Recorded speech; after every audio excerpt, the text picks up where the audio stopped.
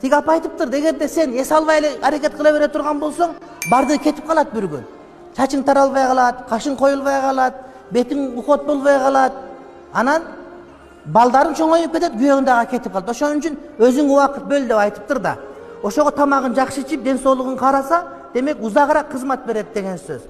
Кээ бирлер бар, тамак аш менен эле бардыгын бүтүрүп коем дейт, бирок өзүнүн бети башын карабай калат. Казандын көзү жуккан, анан жана мантынын жыты боюнча эле жүрөт, дагы бир нерсе. Анан конечно кетип калат. Ошон үчүн манты жегенге эле жакшы.